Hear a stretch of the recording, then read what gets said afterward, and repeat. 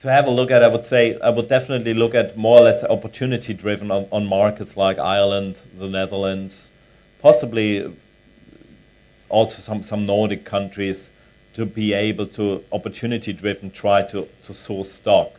Because I think you cannot build a strategy saying that's the market cycle in one or the other country. You have to be on the ground to see what's coming around and who is selling. Because the major problem, as we figured out, is that we have a lot of capital targeting the markets, and we don't have a cyclical play saying now it's the time to enter this or that market.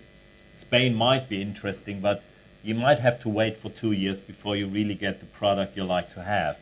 And therefore, I would go opportunity-driven. I would go across Europe for countries like Ireland, Netherlands. I would look at the Nordics. I would look at definitely at Spain. I would look at also at Germany, because in some of the regional cities there are possibilities.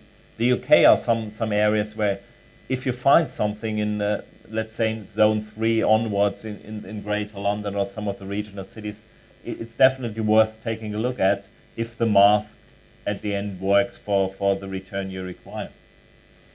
So it's a not very satisfactory answer. Obviously you've got other investments and you want to diversify your portfolio regionally on obviously different asset classes. And I think, the euro-denominated countries in that sense, will allow you to obviously not expose yourself to certain currency risks in that sense.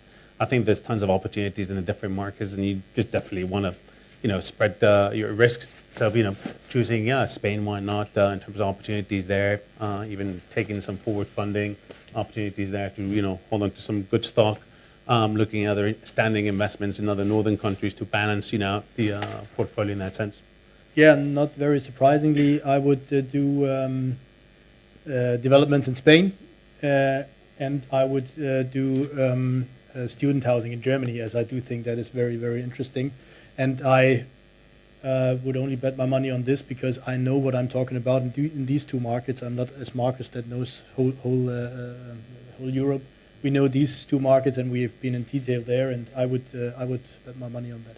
Given we've had opportunistic covered already, and that I am merely a one-trick pony compared to my colleagues on my left, that UK residential would have to feature quite highly in that investment criteria. Just give you that income return so that you can sit around smoking cigars all day. Excellent. And would you suggest I moved out to the out of London? I would expect you to be in zones 3 to 6 if you're going to be in London and within commuter distance of that London economic gravitational pull.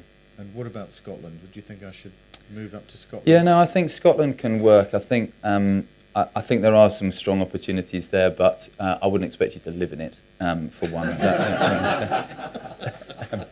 I think it'd be an interesting move from there to Scotland. Scotland has got some regulation that it needs to get over, I think, first. Probably London and the South East primarily. Okay, and thank you for joining. Thank you.